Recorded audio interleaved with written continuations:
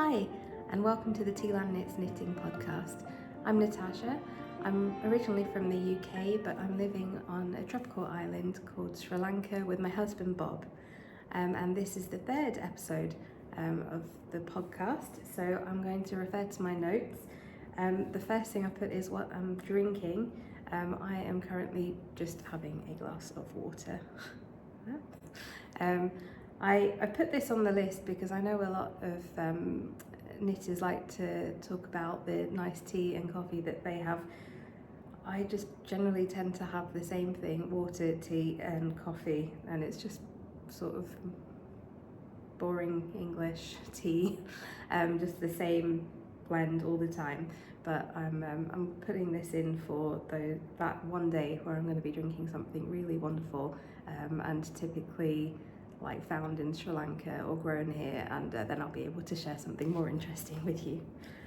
I've also put what I'm reading. So I finished Bleak House, which was a wonderful book. I really enjoyed it. Was very happy with how it flowed. I really liked the ending, and I will definitely be reading it again. It is quite long. It took about 40 hours, I think, because I was listening to it by audio, as an audiobook, and it was a long read, but I mean, when I'm knitting, I'm happy to just plug in and listen to it and knit away, and I was very happy. I really like books where you get good bang for your buck, and I feel like spending one audible credit on a book and getting 40 hours worth of listening is a brilliant deal, so I was very happy with that.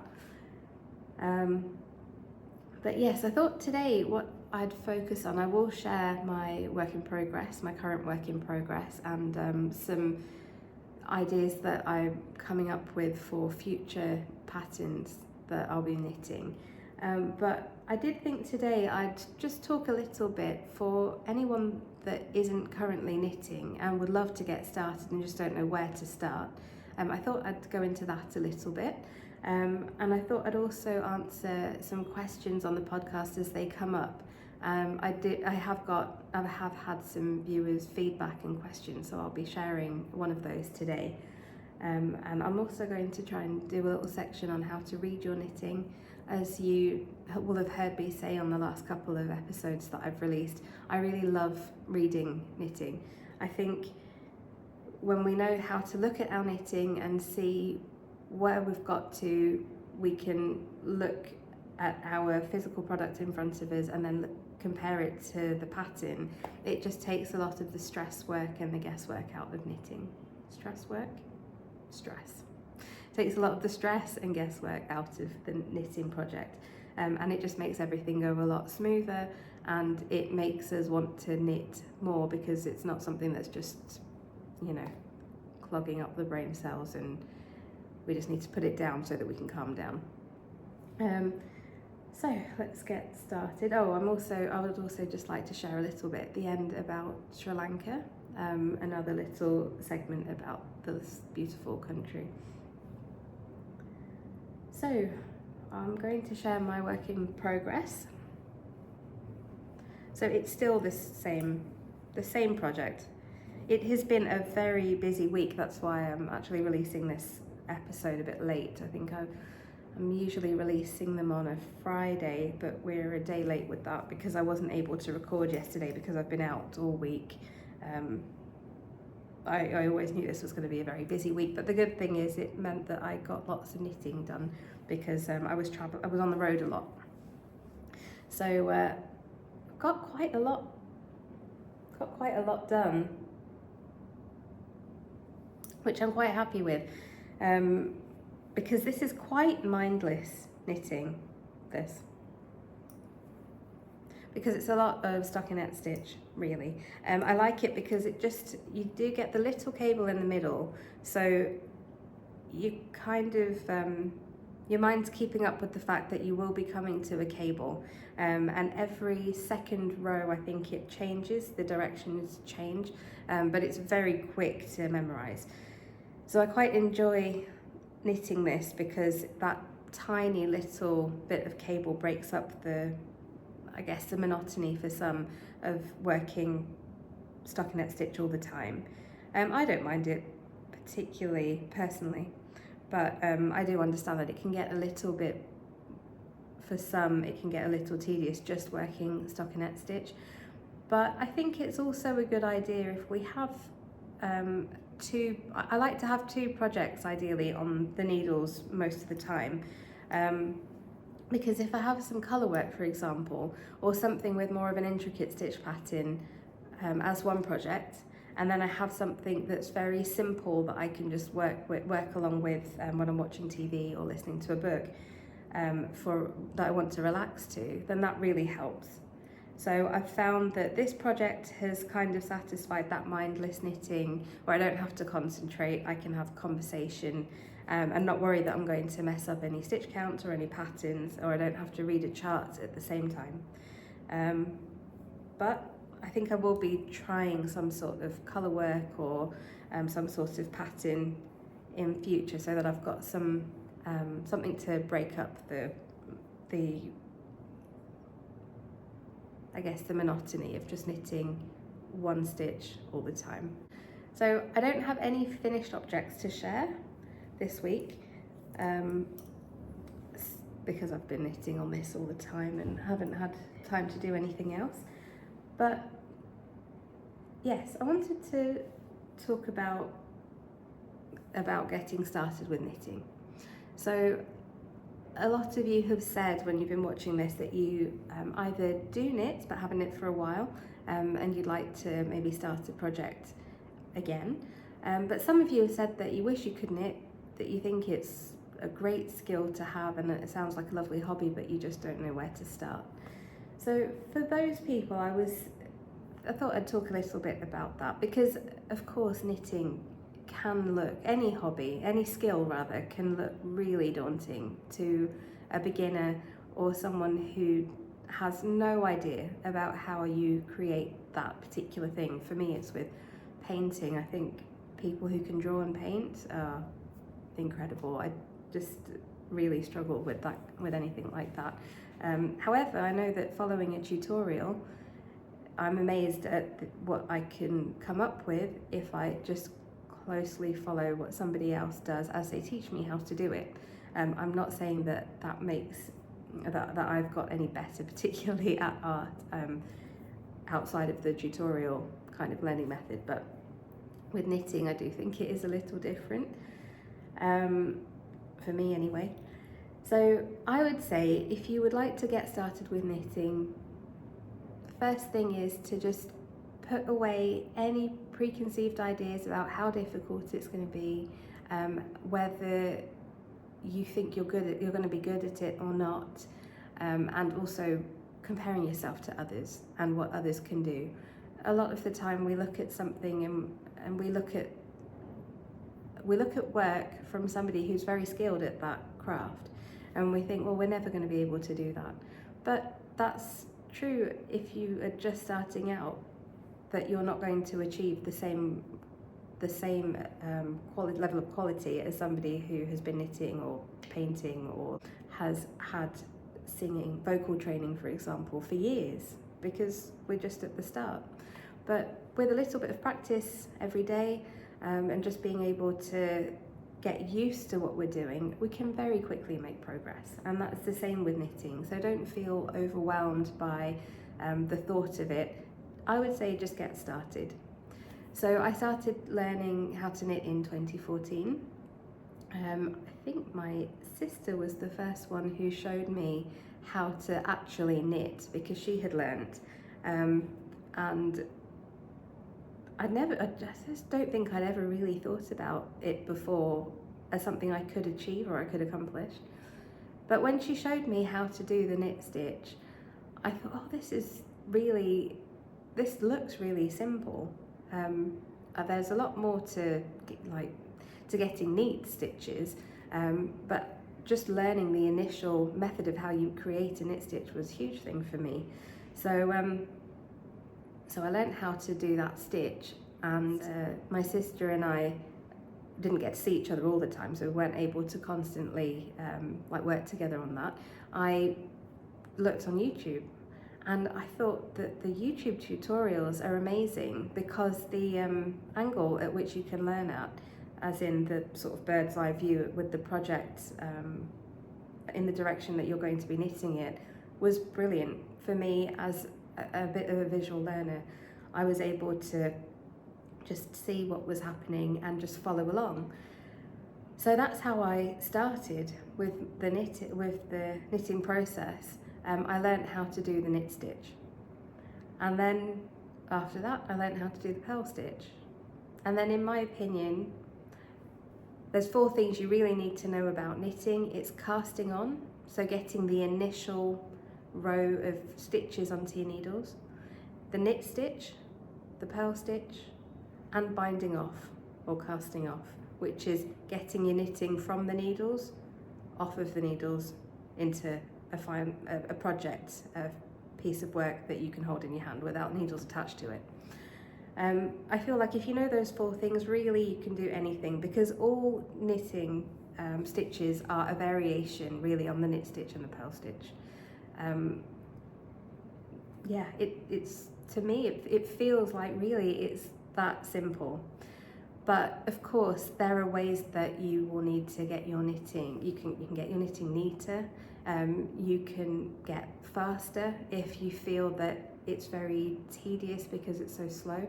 There are ways that you can be more economical in your movement so that you don't have to move your arms or your joints so much. There are different knitting styles. So all of these things are things you can explore, and a great way to do that is through the internet, googling knitting methods. There's a style. The style that I do is a little bit of a hybrid style. It's English knitting, where I'm using my right hand to well, the thing is, I do something called flicking, where I flick the yarn from my finger onto the needle, kind of. But there's also continental knitting, which is a lot of European knitting is continental. So it's finding a method that you find enjoyable. I know that others, like my cousin, likes to throw, which is English knitting, where you throw the yarn onto the needle. So anyway, it's just getting a method that you feel comfortable with, that you're happy with the feeling on your joints, and also the economy of movement. And then again, there's things like, once you've got the basics down, then you can move on from there. If you realise that your tension, the tension at which you're holding the yarn, is a bit off, then you can just Google that. How do I neaten up my knitting tension? Why are there holes in my work? I've made a mistake somewhere, what's gone wrong? And these are all things that we can learn via the internet, via YouTube videos and things like that. But I would say that it all can start to sound very complicated, but just get started. Just look up a YouTube video. A lady that I really I really like her tutorials, I really like to watch her tutorials, is Stacey of Very Pink Knits. I will put that in my notes, or I'll put it actually here on the screen so that you'll be able to see. Her tutorials are very clear. She has a great angle, so she shows you the work as she's knitting it, and she also has some slow motion videos so that you can pick things up more easily with the movements being slower. So I would say to look at creators like this on YouTube who will give you knitting tutorials and help break down the process into very small steps, so that once you get your knitting, for example, if you want to practice the knit stitch, something that a lot of people make are coasters, or I know that in the US they use washcloths a lot and knit them. I know in the UK we don't really use washcloths. I had to look up what that meant, but something that I could make was like a little square made with cotton that I knit, and I was able to practice the different stitches on that, and I could use that to like dry the worktop, for example, dry the kitchen counter, so that I had made something useful. Another thing that you could make would be a tea towel, something like that, out of cotton. I hadn't done that myself because I'm the kind of person that always likes to run before I can walk, so I always jump right in. And that was the other thing I was going to say. Don't compare yourself to others and progress at your own speed. So for some people, I know they have almost like an all or nothing mentality where they learn the basics and then they just want to jump right in and they want to make, I don't know, a scarf, or some people want to make a jumper. They just want to get straight into it. A scarf is a pretty good first project because it's something wearable, it's something practical, and it's also fairly easy depending on the stitch pattern that you choose. A jumper, a sweater, is a little more complicated, but again, for some people, that's what they want to knit, and they're not going to have fun knitting unless they're knitting what they want to. So I would say just go for it. For other people, maybe they're a bit nervous. They want to just start out. They want to get the basics down so that when they do come to make a larger project, they'll have the correct tension. They'll have more of an idea of what they're doing, and that project they're going to be much more likely to have a successful first project, first larger project. So maybe they would make a washcloth or something quite small, maybe like a little knitted square, or coaster, that kind of thing, so that they can practice their knit stitches, their purl stitches, and just see what kind of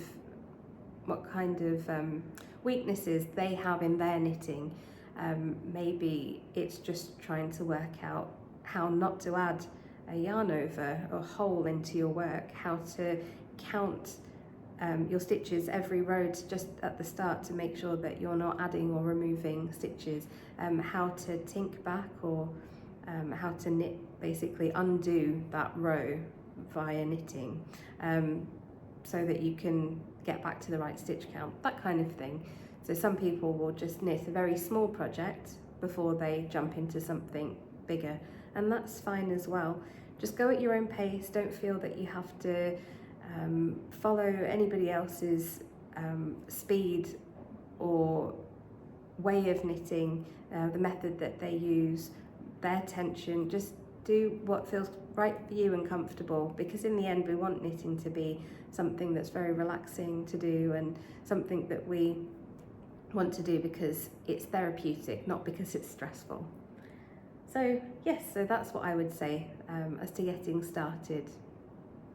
I hope that's helpful. So I did have a viewer's question, and it was about my knitting needles. Which knitting needles do I use? Because I think you can see these bright pink needles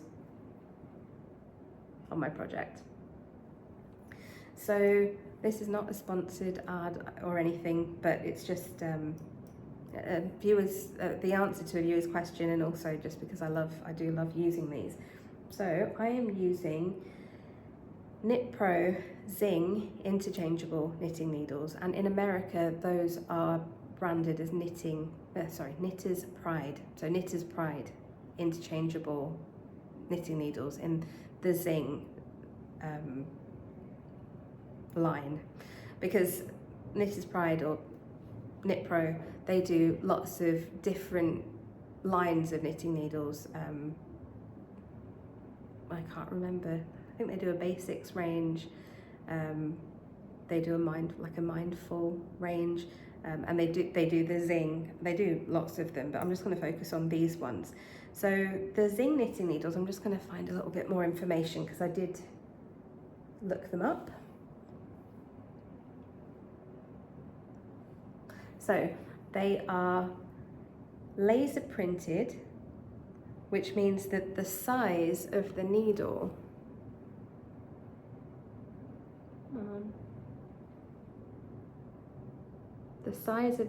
is printed on it, laser printed on it. So that means that when you're knitting and your finger rubs against this number, it won't rub it off.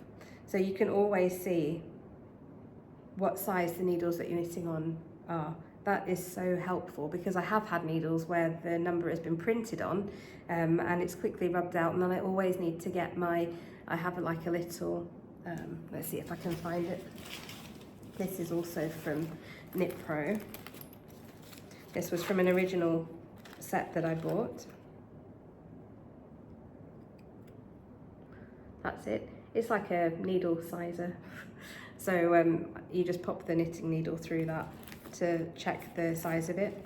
So I know, for example, that this needle is a 3.5mm needle, but if I put it through the 3.5mm hole on there, I can see that it's the right one.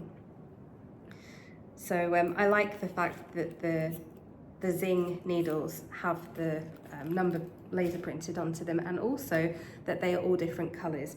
So the 5mm needles, which is what I'm using now, I don't know what that is in American sizes, let's see. The 5mm needles are an 8, a US 8. And I know that they're pink. So I know that if I pick up these needles, they're going to be 5mm ones. And so every number, every size has a different colour, and I find that colour coordination really handy, because I'll show you. So these are the interchangeable needles, so that means they attach to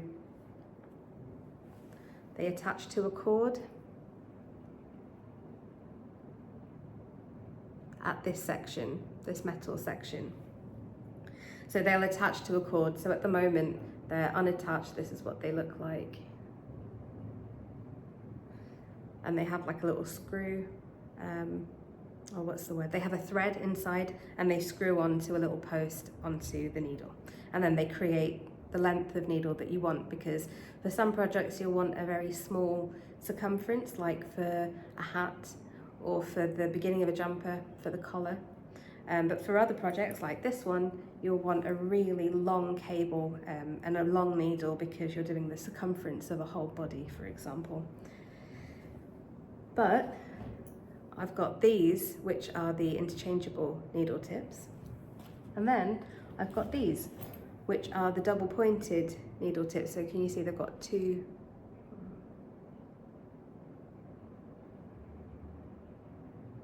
Oh dear, there we go. They've got 2 points, a point on either end. And these are very handy for knitting in the round, in a smaller circumference. I use this as my cable needle because the cable that I'm doing is very simple, so I don't need anything particularly more for the purpose, because the stitches don't tend to slide off this. So they're two different needles, but they're both the same colour. So I know that this colour is 3.5mm, and it's very easy then for me to match up the needles that I need for a project. So I love these needles, these Knitpro Zing needles. I do like all of the Knitpro or Knitter's Pride range of knitting needles. My original ones that I got from them, it was a set of aluminium knitting needles. Oh, I can't remember what the set is called at the moment. No, I can't remember, but there is it comes in like a pouch that had all of the needles in. I don't know if they still make it, actually, I'll have to check. But they're just aluminium knitting needles. I don't know if you can see there. And again, they're the interchangeable. They have the interchangeable tips, so that with the thread in it, and then you just screw it onto a post. And then there are other materials that knitting needles are made of, and one of the most popular ones is bamboo. I think these are bamboo needles, but if I'm mistaken, I will look that up and I will put it into the video. But wooden knitting needles are really nice. Some people find them really nice to use. As you use them, the longer you use them, the oils from your hands transfer into the wood and makes them smoother and nicer to the touch. for many. So I prefer personally to use metal needles because I like the way that metal needles are very smooth, they're nice and cool to the touch, and my knitting tends to slide across them very easily. That means that my knitting can go much faster because as I'm knitting I don't have to manually manipulate the stitches because they're getting caught on the needle, or just have to slow down because of the tension of the stitches on the needle itself. With a metal needle I'm just finding that, I'll see if I can show you what I mean. I don't know if I can, but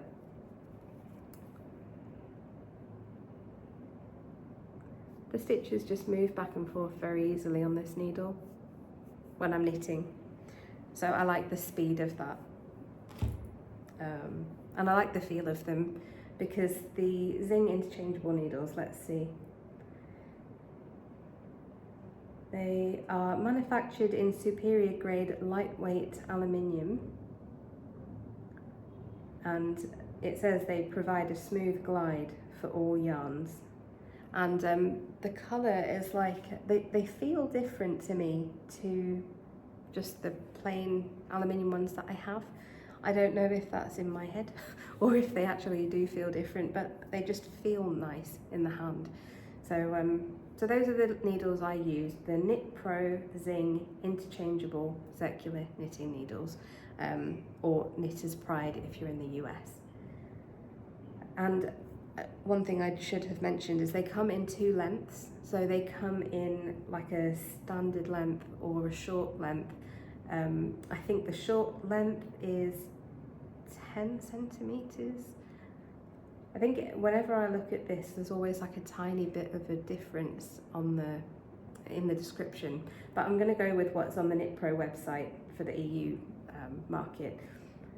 It's a 10 centimeter or 4-inch tip, which it's calling the short tip, and a 13 centimeter or 5-inch tip, which is the standard length, and the ones that I use are the standard length.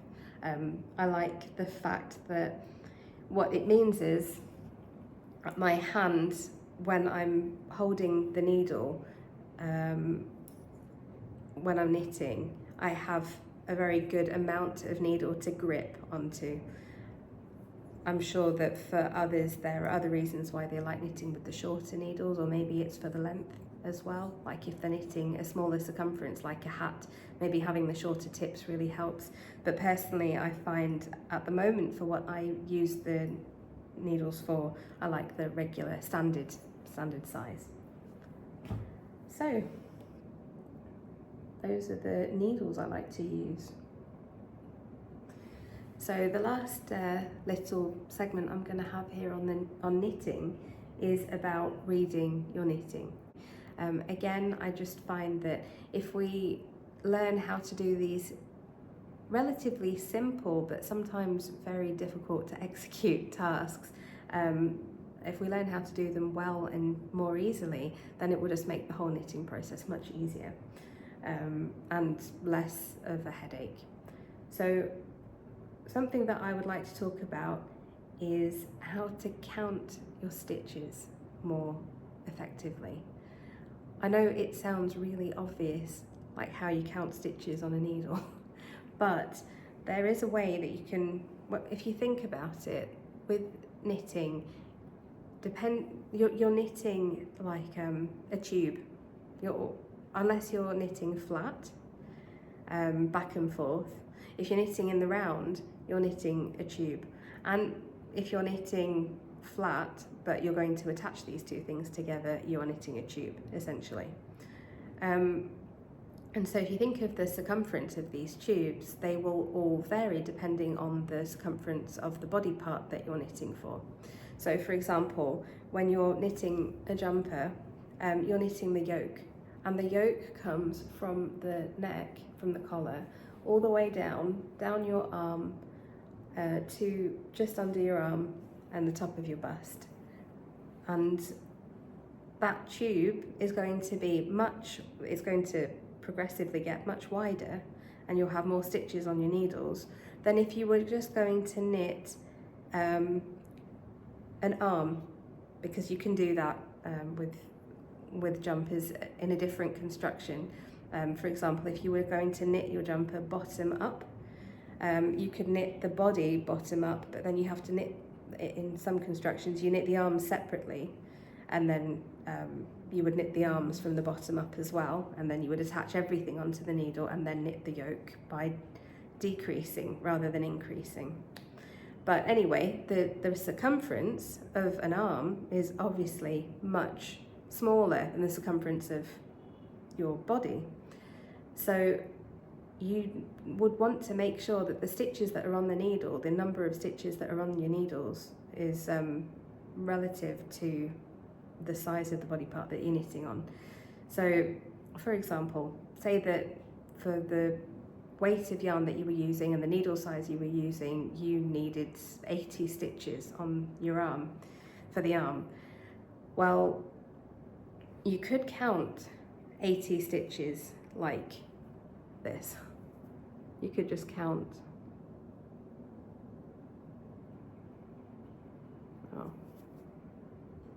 you could just count 1, 2, 3, 4, 5 and get to 80. But it's quite tedious, and if you were to do that, you would possibly lose your place and try and work out what number you had got to and then start again maybe. But when that happens, it can get really frustrating. However, on a small circumference like an 80 stitch count, like for an arm, that's not too bad. You can count to 80 a few times, it's okay. But what if you're casting on, I don't know, 300, 400 stitches? Counting them one by one can get really tedious really fast. So I watched a video from Norman of Nimble Needles on YouTube, and I really loved this video of his, which I will put in the description, the video description. But it's called 10 knitting tips that really make you a better knitter. And I really loved this tip about how to count the stitches on your needles. It was basically it was very simple, but just something that I'd never thought of. It's breaking the number of stitches down into segments that you can visually just look at and recognize, rather than counting every individual stitch and recognizing them as one. You could do them in groups, so you can count 3 stitches and then count 2 stitches. But it's not really counting, because when you just look, you can visually recognize 3 loops on the needle. So now I can very quickly go 5, and I know that I've just counted 5, and then 10, then 50, and it just goes very quickly. But say that you're casting on 300, 400 stitches. What I do is I count to 50, and then I add a little stitch marker. And a stitch marker will just help me know that I have just cast on 50 stitches, or rather I've just counted 50 stitches. Then I'll count the next 50 and add another stitch marker. Now I know that I've got 100 stitches on the needles. And then also, if I get lost, if I lose my place, 50 stitches within one section of 50 stitches, maybe I get to 38 and I get distracted, someone talks to me or the phone goes, I can just start from that stitch marker and know that I've got another 50 to count. And that way you can very quickly count the sections of the cast on very easily, and casting on for a new project is very exciting, because of course starting a new knitting project with new yarn, new colours, a new stitch pattern, it's very exciting, but the actual cast on can be quite tedious, and counting the stitches can be quite tedious as well. So to make it less boring and make it go a lot faster, learning to read your knitting and to read these numbers very quickly is, I've found, very helpful. It just makes the knitting process and the casting on process much more fun. So the last thing that I wanted to talk about was a little bit more about Sri Lanka.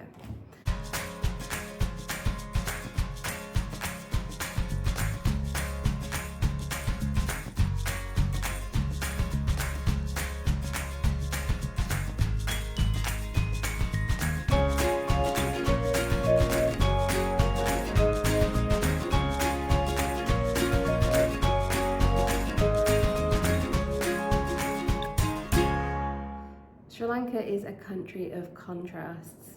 So on the coast, you've got beautiful beaches, some of them with gorgeous white sand, palm trees, coconuts, exactly what you'd imagine if you're imagining paradise. But then as you go further in, you get to jungle and rainforest kind of scenery. And then when you get into the middle of the country, like I spoke about last week, then you get into the hill country, or where they grow tea. And the weather there is very much like the UK. It's quite damp and cool, but is a great area and great weather for growing crops that need cooler weather. The altitude as well is perfect for tea, and the tea that is grown in the tea that is grown in the hill country it has a different taste and flavour than the tea that is grown a little bit lower in Kandy, and then lower again in Galle. Galle is a historic town. It's right on the sea, and it is surrounded by an old fort.